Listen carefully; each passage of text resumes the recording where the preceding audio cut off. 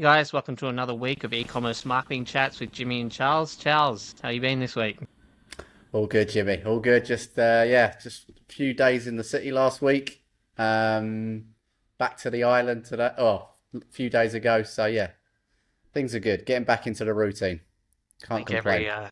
every business owner needs a mental refresh at some point, whether it's even just a weekend getaway to reset your thoughts and to regather and kick off again for the week. So yeah, we've got a few interesting things to kick off with today. And I was just mentioning to Charles before the call, there was a few people that I wanted to get in contact with this week. For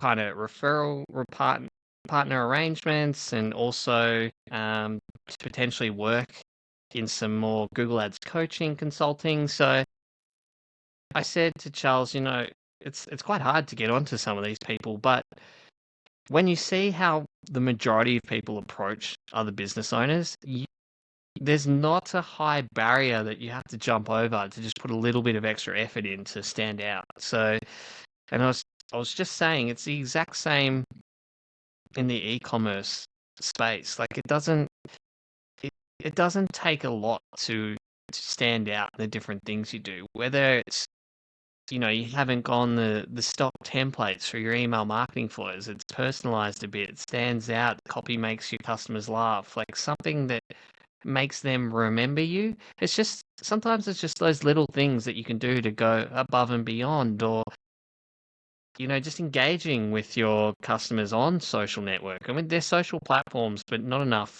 businesses even, connect with their customers. I would say nearly of all the clients that I have, I do get an insight into their Facebook ads too. I would say only like maybe one or two of them even reply to the comments that are coming on their ads. It's like they're bringing in active people that are actually engaging with your brand. Like it's a social platform. Like, engage with those people and don't make it those robotic support type replies, because I don't know about you, but they piss me off more than no replies. Yeah, yeah, um, yeah.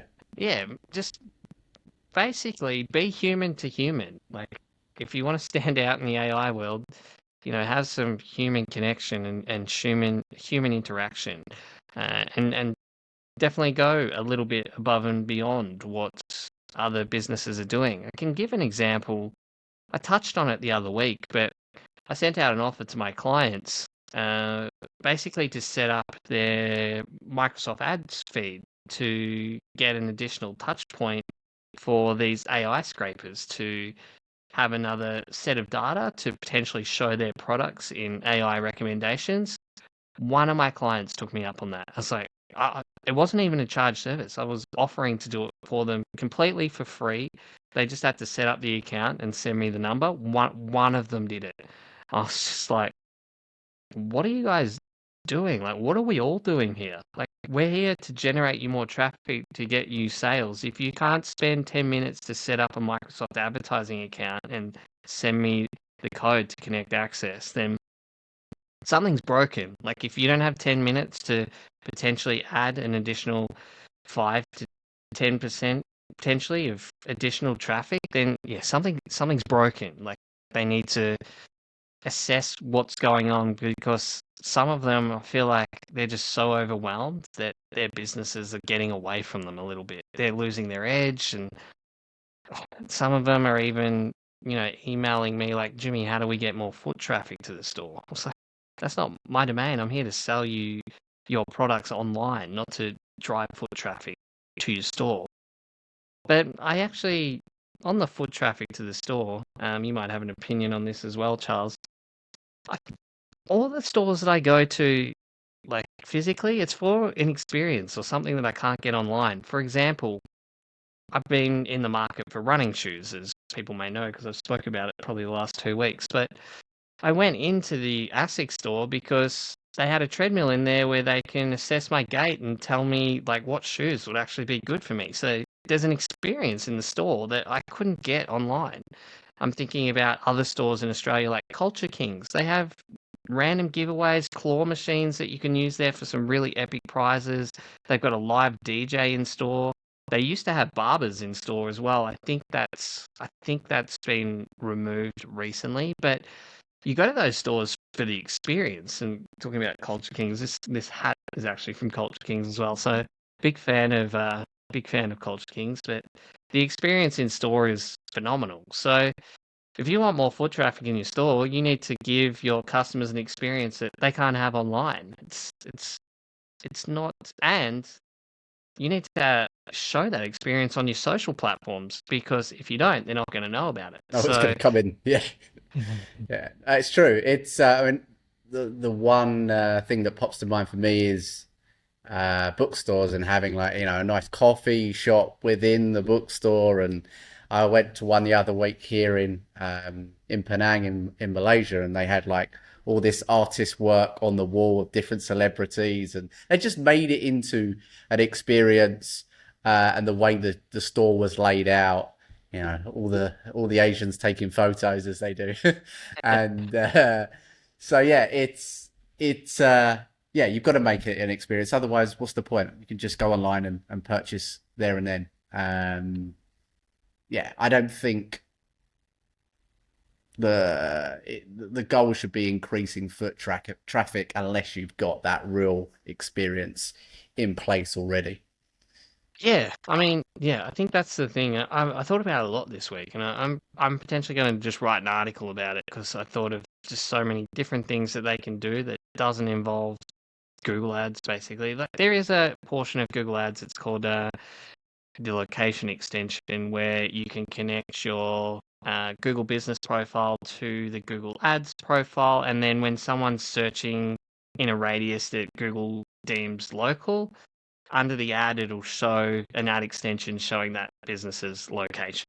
It's Um, cool. but I mean, that's kind of the extent that I would go to showing where that physical business is for online e-commerce, because unless you are getting people going in regularly to store for a particular reason, or you've got an experience in there, it's like, I'm here to sell your products online. I'm not here to. And the thing I say about foot traffic too is it's a guessing game for me, because I can't measure or quantify what impact the ads are having unless you're counting every customer that's coming in the store that week and kind of giving me like, hey, we've got this many people through this week, or this many people through this week. I don't have anything on the data side that would say, hey, from this ad, you know 400 people came in the store this week. So yeah, I don't Yeah, I you don't have a have any of yeah. that data. So it's just, There's different for touch me it's points as wasted. well. Yeah, for me it's wasted ad spend, because I can't track it unless they've got a means to do it. Because if they don't, then we're just guessing whether this would have an impact or not. So um for the econ, I think a lot more of the experiences are going to move to digital. I'm just thinking like the artificial reality, like wearing the Oculus glasses and things of that nature. I've had some insight into it, and you can basically look around your room and just press a button and completely redesign the whole thing in AR. And then they're moving to the point where you can purchase through AR. So you're like, oh, I really like the look of this room. You have your goggles on like, purchase this, this, this, and this, and that'll be part of the buying experience Yeah, yeah, eventually. Because I think those. This is my guess. I think those, like, Ray-Ban Meta glasses, they're gonna become a lot more popular, or versions of it, where you can basically live in an AR world, but still see through to the actual world too. It'll become part of everyone's life. So I saw a funny video the other day where people are all wearing glasses, and um, every time you walk past someone, it's got like facial recognition, and it gives them like that person like a rating out of 5 stars or whatever. It's just like, oh, I hope we're not heading to a world like uh, that. It's well, like it's good. everyone's Uber rating, but like in live form, just following them around. Yeah, I'm perfect I'm five not sure how I stars on feel Uber about as well. that. If anyone was questioning that, so Yeah. No, I think yeah, it's going to be interesting to see what the next, because really, like these things, for however long, I don't know how long we've, I guess, probably at least the last what 10 years, 15 years, we've been addicted to these things, and it'll be interesting to see whether it will be replaced the mobile phone with something that's more addictive because it effectively is like an extension of us almost.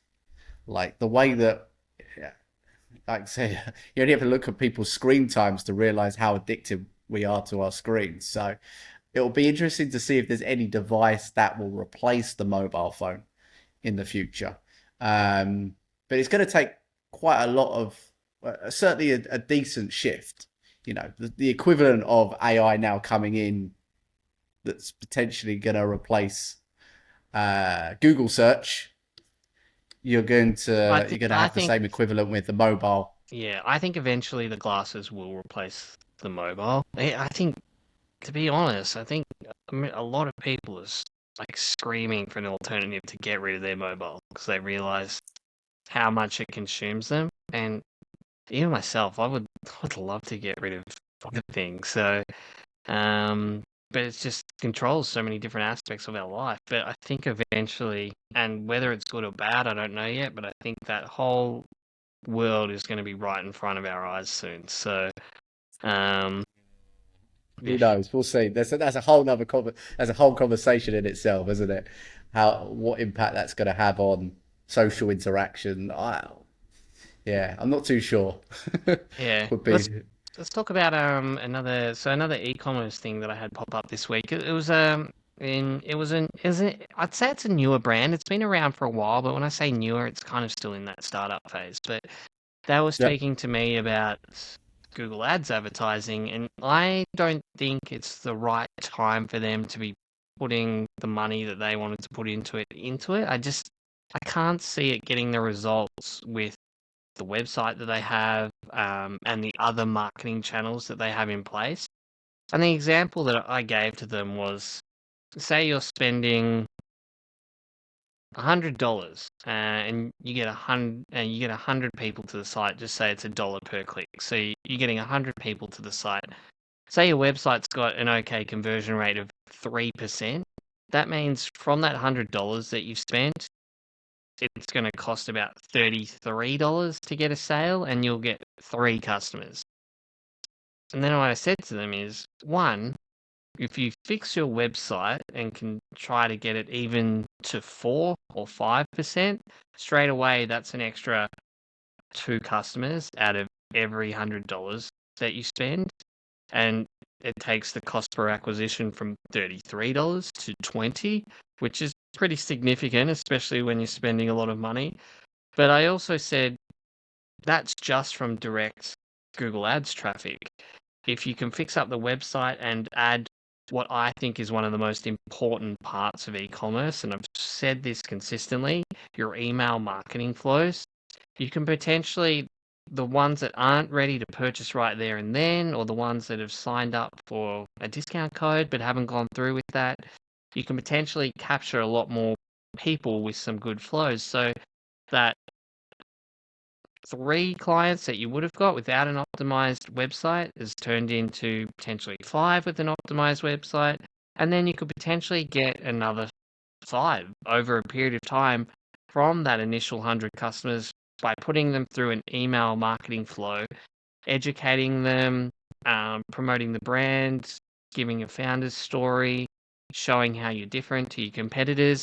So straight away, if you're able to convert 10 people from that $100, you've taken that $100 that you spent on Google Ads, and you've now got 10 customers from it rather than 3. And when you're dealing with tens of thousands of dollars, like these changes can make enormous difference to your kind of e-commerce store and how it operates. So as much as I would like to say Google Ads is, right for everyone, I think Google Ads has its place once you've got other things in place. And Yeah.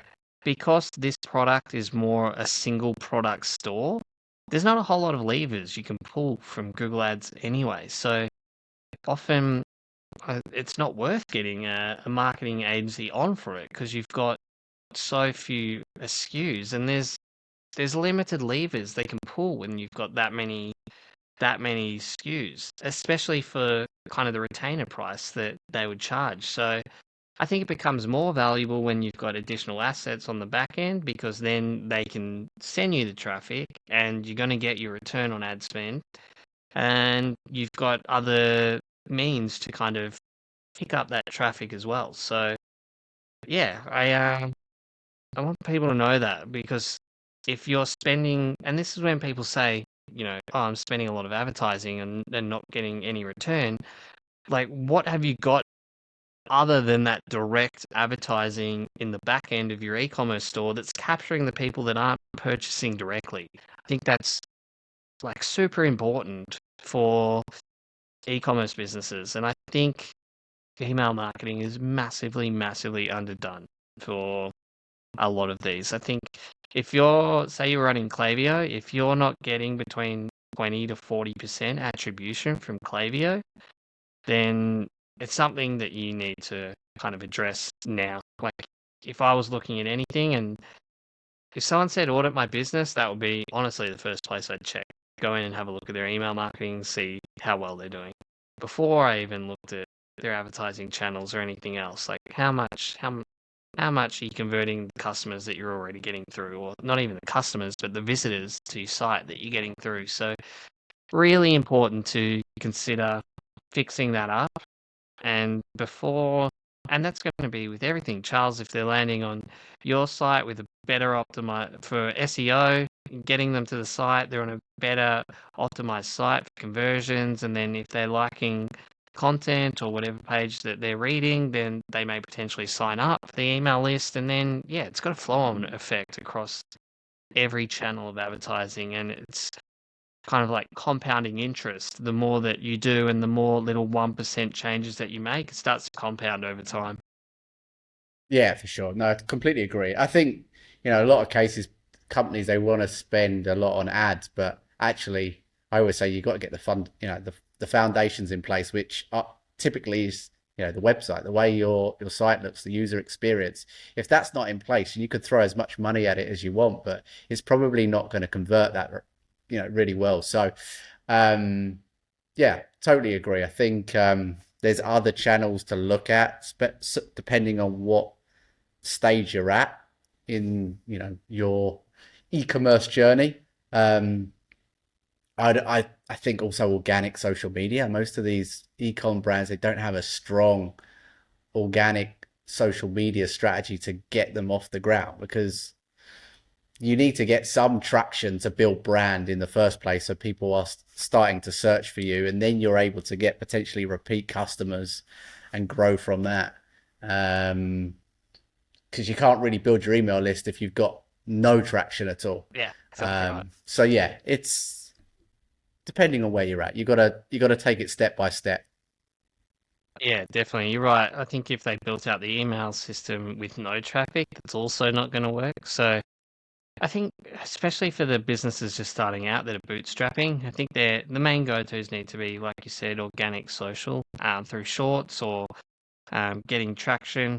And then the other one for me is a bit of a longer term play, but you start with blog articles and detailed guides about your product and answering any and every question that your customers would be asking or that may be a roadblock to purchasing because they're not sure how it works or what it does or they haven't seen it in use. So I think that the blog content should aim to break down all barriers to purchasing. I mean, you've got an FAQ section, but I mean, like, go into depth about a particular thing or why they would buy this product. An FAQ is usually a sentence or two about answering the direct question pretty quickly, which can be really helpful, actually, FAQs. I'm not diminishing them at all, but I'm talking about like quality, just articles, a minimum of 500 words answering specific questions.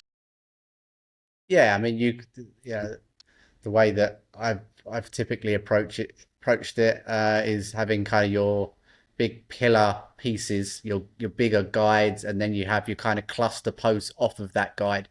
So you have that kind of ultimate guide around a particular topic, and then there's subtopics where you could create smaller blogs and articles around it, and that kind of builds up your authority and allows you to rank for more keywords. So yeah, I think having a strong SEO strategy, and you can even if you're not in a position to maybe hire an agency at the start, I would start to learn the basics and get your core collection and product pages optimized and your homepage, because that's still probably going to drive the bulk of the traffic and your rankings. And then, like Jimmy mentioned, layering on top more blog content so you can rank for more top of the funnel keywords.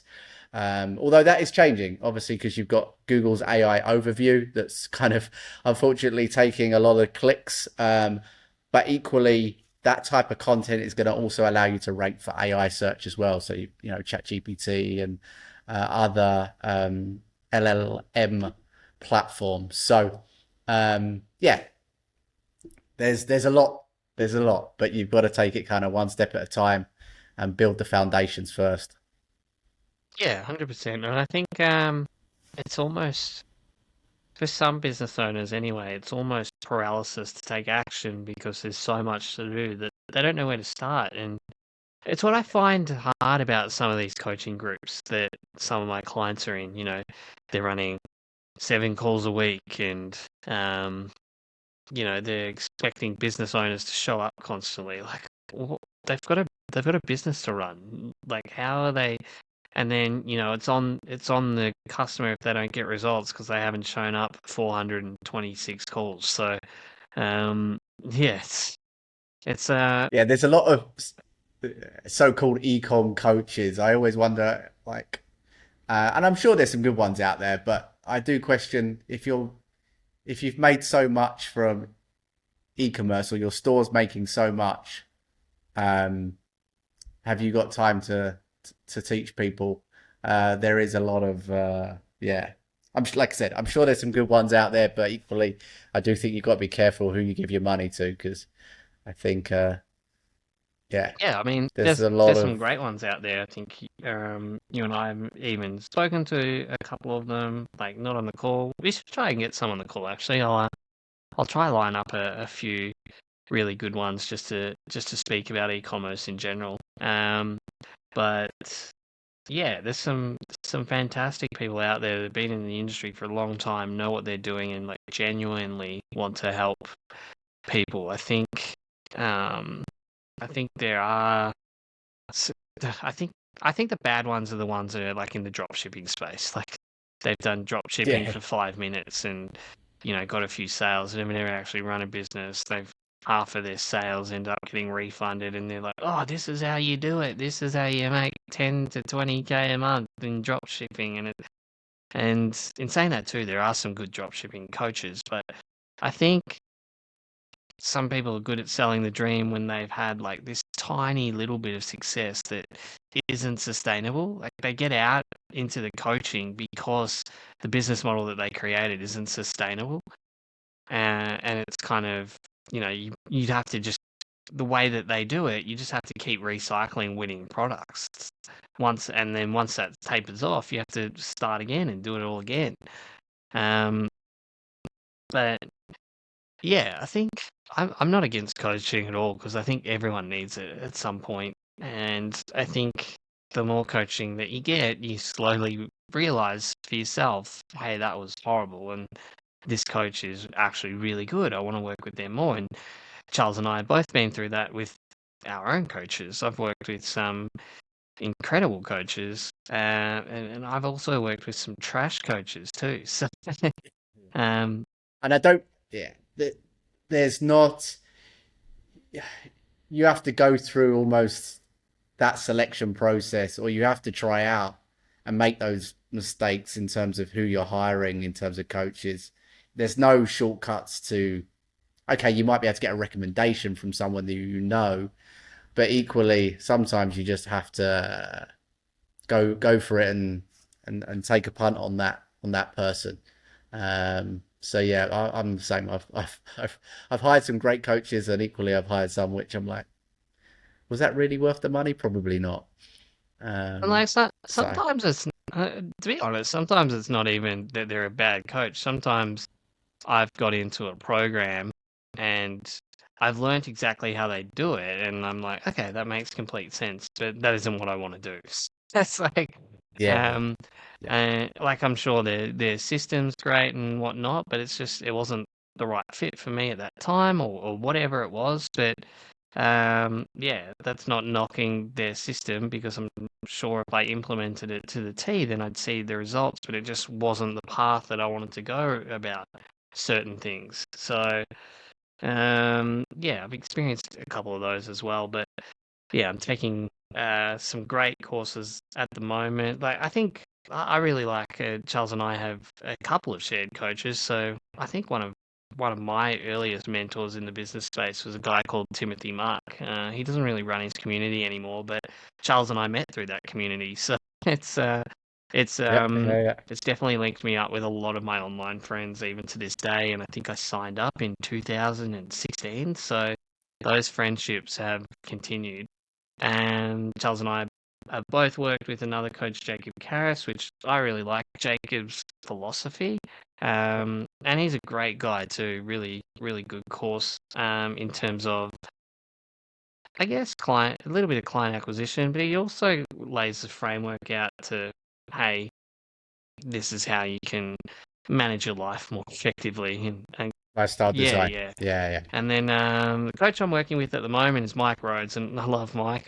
He's been kind of the Google Ads OG for since I started, and yeah, I'm learning from him about AI systems and about how to leverage it in Google Ads for my clients. So yeah, there's some amazing mentors out there, and I think the right mentors for me might not be the right mentors for someone else. So I think if someone just starting out was working with the mentors that I was working with, they would not enjoy those mentors at all because they're not at the right level to be learning from them yet, if that makes sense. Um, Yeah.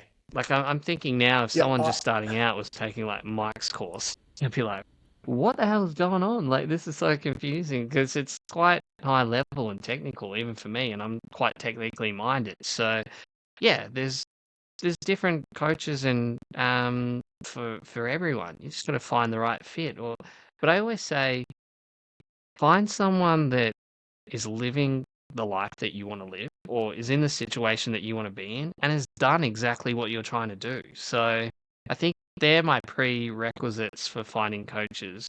Would I swap shoes with this person in terms of do I agree with their morals and their philosophies? And also, have they done exactly what I am trying to do right now? I think they're my two really big prerequisites.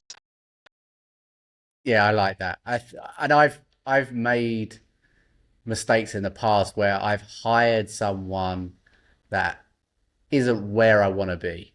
Or one thing that I look for as well is like, ideally, I want to find a coach who is in the exact business that I am building, or if they're not in the exact business now, they were in the near past. It's not like I'm not looking for someone who was running an SEO agency 10 years ago and is out the game and then is now just coaching and talking about outdated tactics that don't work. So I need someone that's got that practical hands-on experience right now, ideally. Um, yeah, which pretty much, like I said, sums up similar to what you were saying is, find someone that is where you want to be. Yeah, and I'm like I enjoy I genuinely enjoy helping people, so I can see why some people would move out, like stop what they're doing, and like if you're running an e-commerce business and you just hate the logistics and you don't want to be involved in it anymore, but you got some really good success out of it, I can see how those people would move into like coaching, for example.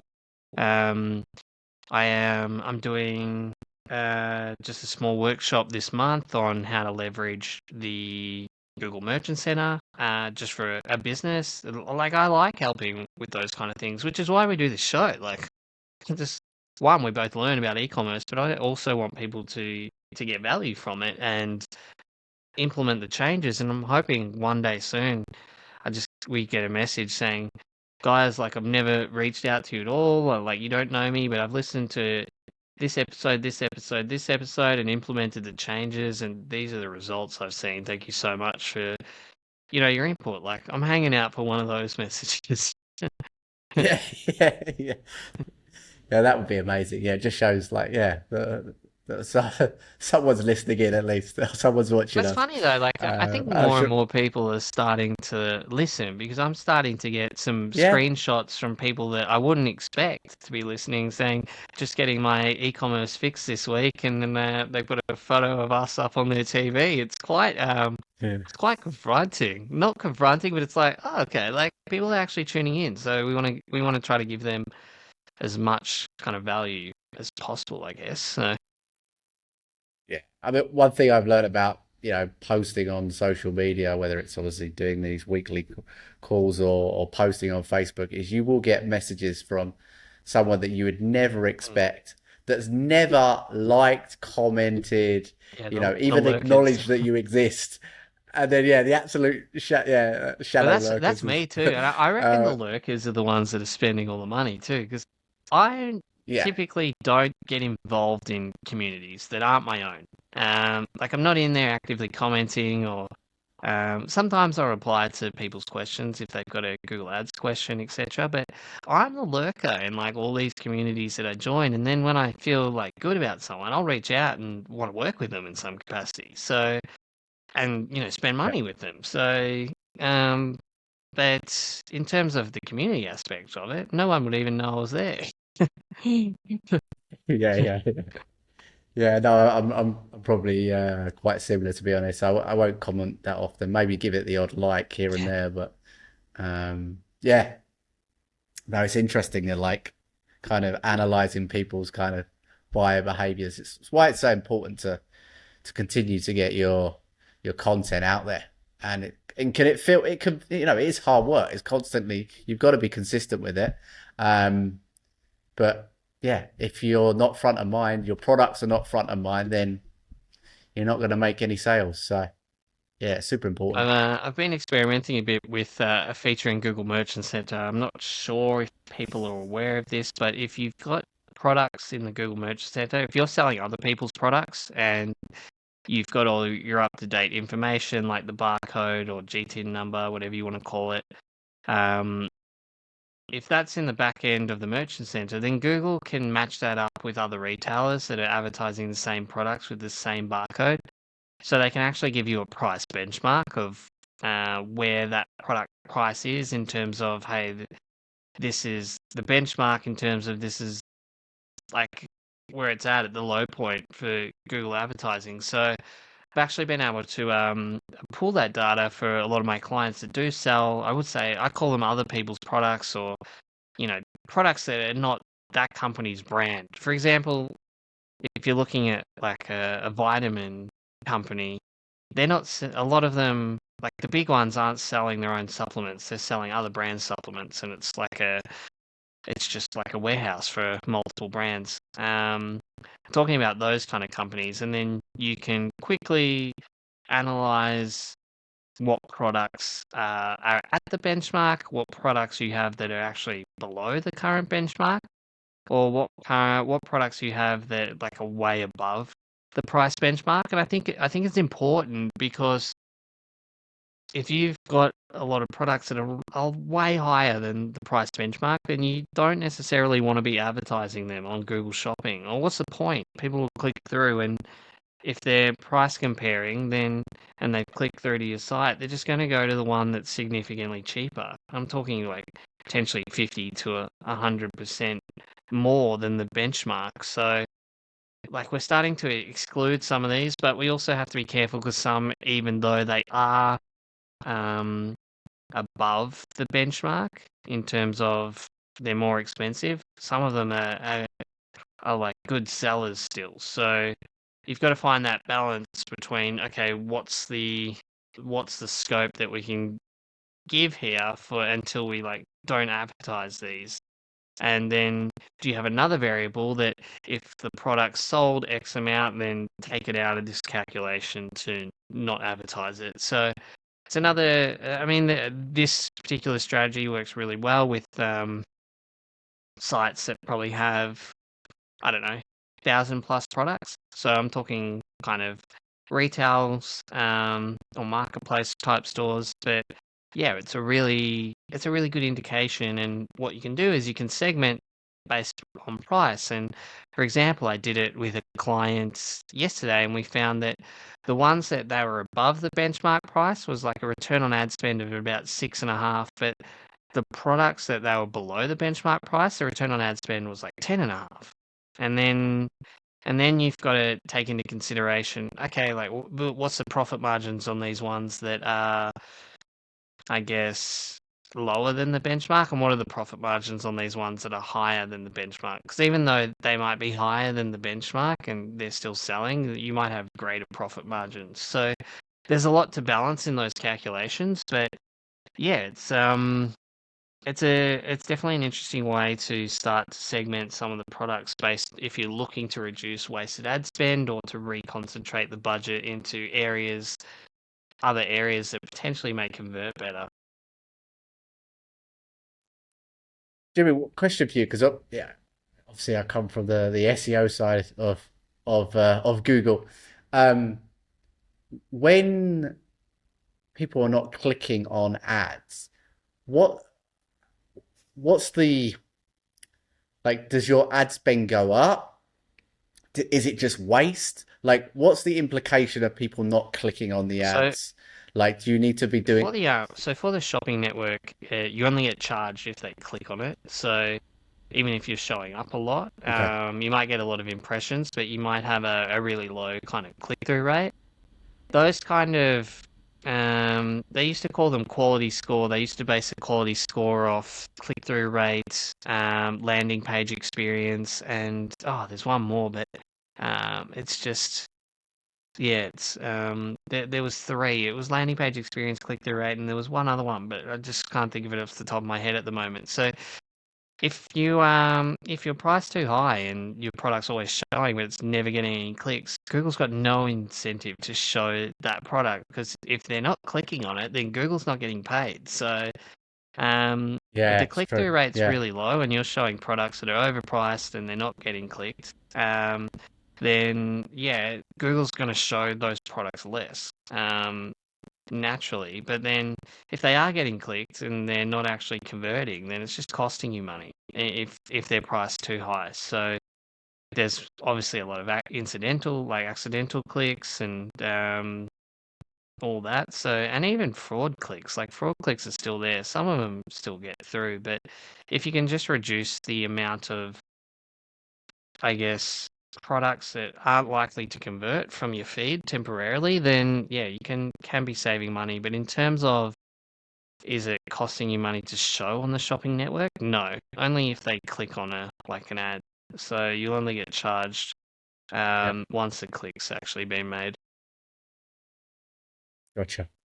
Yeah, it's interesting. I mean, like, from the organic side, I found that click through rate will have an impact on rankings. So the more a site is clicked on, then all that will actually have a positive impact on that potential keyword ranking higher, time on page. So it's similar. It's just obviously slightly different. Yeah, we spoke about this Um, before about the kind of correlation between paid ads and SEO, and because I've found if two sites are starting from scratch, exact same niche, exact same products, the one that's running paid ads ranks faster, like all the time. I think I've run about 25 tests on that, and every single time.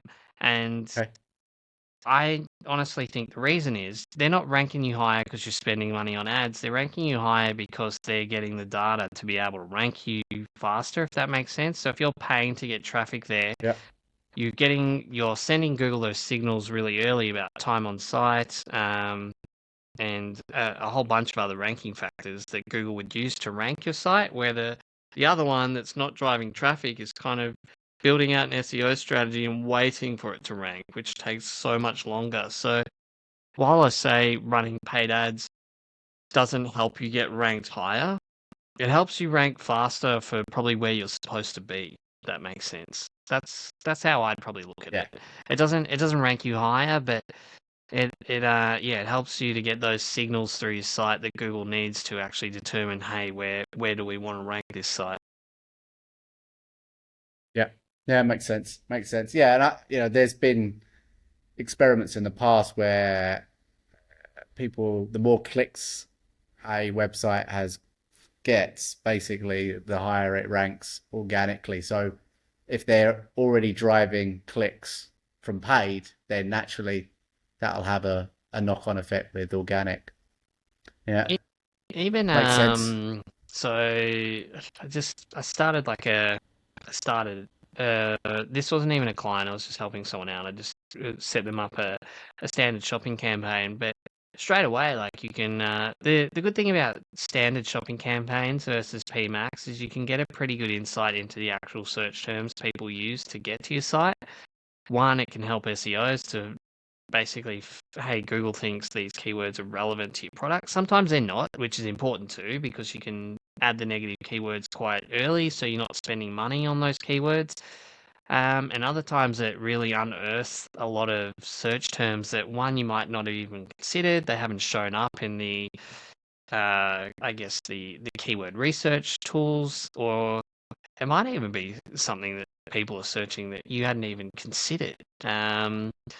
So yeah, there's some useful information in there, and I think especially, I've got my Google Hub speaking in the background, but I think even if you're uh, got like a single product store, just run a standard shopping campaign, and then start to see kind of what search terms are coming through for that product, and the search terms will be more relevant based on the quality of your description, the quality of your title, and things like that. But yeah, it's an interesting place to start for the keyword research, and it's probably an aspect that Aid can work with SEO by providing them basically a report on the keywords. Either, I don't know, what kind of frequency would an SEO want that kind of data, Charles? Either weekly or monthly. Well, So it's useful. Yeah, yeah, probably monthly. I think monthly's, is a good duration. Um, but that's super important because if you're running ads right off the bat, you're able to kind of see what potentially is converting and then use that within your strategy. Whereas us as SEOs, we're typically relying on, you know, using the tools, doing our own research to establish what we think people are going to be searching for, which in most cases is okay. But if you've got the real data to say, okay, this person used this keyword and it resulted in a sale from an ad, then there's a clear sign that you know yeah, and sometimes it's not even about the that's really conversions useful either. data. Like you might be able to see a trend very quickly of the search terms that are coming through and be like, okay, we need to write a blog on this because there's a lot of people Yeah, searching for these queries yeah. already, whether we've got a conversion or not yet. But yeah, definitely the converted keywords definitely hold much higher weight. But yeah, it also provides some good blogging opportunities outside of using the Google Search Console, which is probably the first place that I'd start, and then yeah, go to the paid site and have a look at the keywords that are coming through in there. Especially so for the shopping campaigns, you're not actually bidding on keywords. So people think that for the shopping campaigns you have to go in and bid on certain keywords for the shopping campaign. It's not how it works. How it works is Google takes your product title and descriptions and it chooses the relevant queries for that. Um, so it's Okay. why you could search anything on Google and you get a whole row of shopping ads up the top. It's and the keyword might not even be in one of them. You're like, how did this show up? So Google has just decided to show it based on relevancy. But yeah, you're not actually bidding on an individual keyword. You're yeah, you're more trying to optimize the title and the description to show up for the searches that you want to show up for.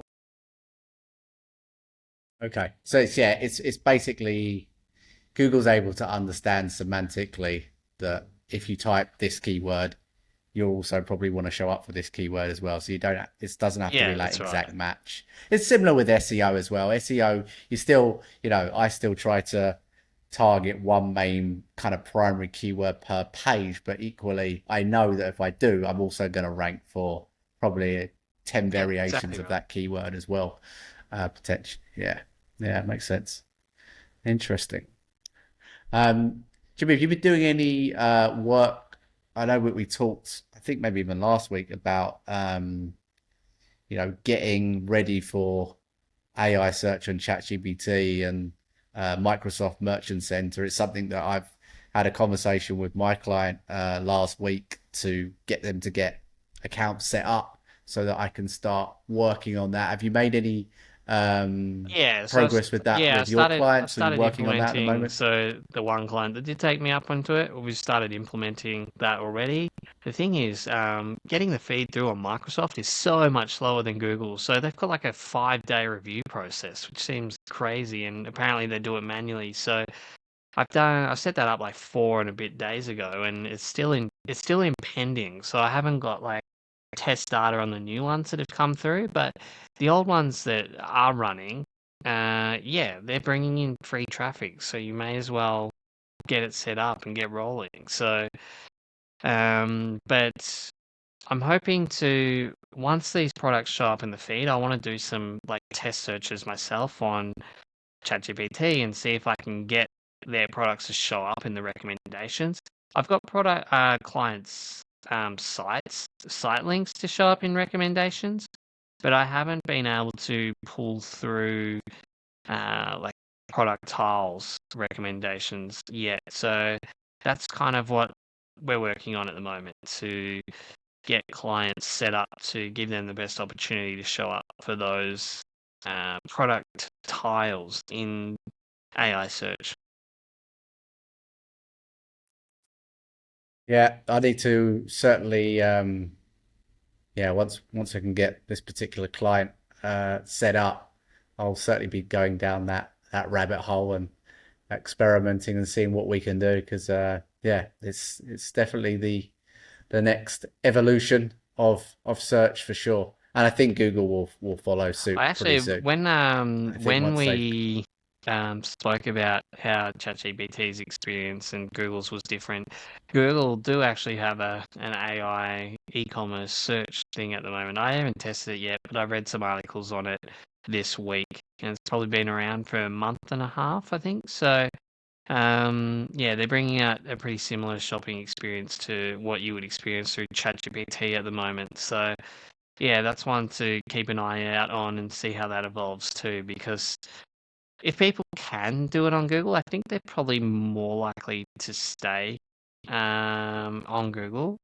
But who knows? There might be two players in the market space in search for once, which would be nice. I think these larger companies need some competitors. I mean, in the mobile space, you've got Apple and Samsung. Google's slowly making, like Google Pixel's probably slowly making a little bit of a creep up, but still it's miles behind. But and then in search, you've got what at the moment Google and Bing, and you've got some other private browsers and things that are trying to expand to. And DuckDuckGo, I see pop up a lot in clients' traffic. So, but yeah, I think AI is definitely working. AI, like ChatGPT's got to be number 3, probably behind the main two, but I'd probably say it wouldn't be too far off passing Microsoft. I don't know the numbers, but I haven't researched that, but I can't imagine it would be too far off. no, no, yeah, it's certainly going to be interesting. And I think it's going to depend on different demographics. Potentially, an older generations may still stick with Google because they're used to it.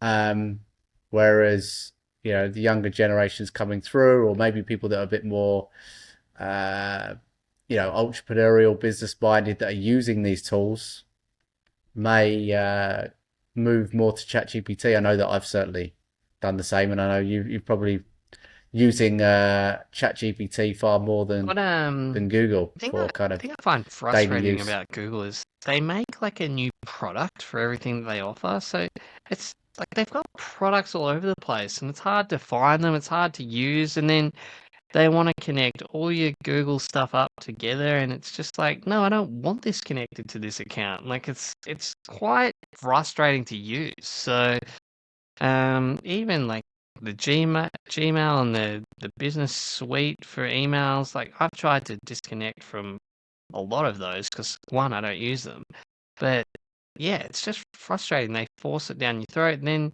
you go into like the Google product stack, and it's just like 40 logos of whatever the colors are, blue, red, yellow, and whatever else they've got. Just like 100 different logos with different shapes and the same colors. I'm like, what's going on here? Just make something that's simple to use or all encompassing, you know? It's all over the place. I think that's a lot of the time that's been Google's strategy. It's like don't really tell anyone what we're doing and then just launch it, and then or we're doing various beta tests constantly on various things, and you don't actually know what's going to stick around or what's going to get removed. It's they're Oh, all over the they place at completely times. botched like what was it called? The Google Plus social network? Is that what it was called? Oh yeah, God, yeah, I remember that back in the day. Yeah, I used to post sometimes. Well, when I first started out, I was doing some social media for clients as well, and I used to post on Google Plus It could have been for good. It them was just sometimes. horribly executed and hard to find, and the links were Yeah, weird, yeah, and they just nothing. You'd think with having some of the best developers in the world that they could come up with something that was better than what they put out there.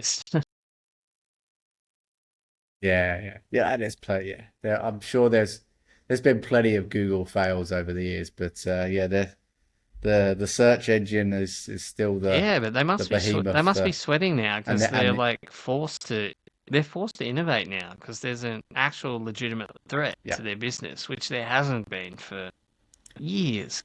But now there's a legitimate yeah, threat that's taking search volume off them, and they're kind of almost, they're forced to innovate again now, and they're bringing out a lot of new updates and a lot of products, and the things about Google Ads that people weren't happy about, they're starting to provide people a little bit more data, a little bit more insight into their Performance Max campaigns, and so I think yeah, if they want to stick around, they're going to have to listen to their customer because they didn't really have to listen to their customer previously because you didn't have another alternative. But I think that's going to change. So yeah. No, for sure. Yeah, and I think the thing is, a lot of these, other AI providers, they're they're releasing things so fast as well. So if Google can't, they haven't got time to think, shall we do this? Should we do that? They need to kind of move with the times. Otherwise, they're going to start I getting think left behind. it's a good But we'll see. It's yeah, going to it's be a an good lesson interesting for 12 e-commerce months. stores too because a lot of them look at the big e-commerce stores and think like, oh, how can I get to that? But their advantage is they don't have all the red tape that the big businesses have to go through, so they can move nimble and quick and take advantage of new features and um, if they're on the ball, they can really get some traction over these big players because the bigger players are so slow to react that you can get a really good footholding before they even um like find out what's going on. So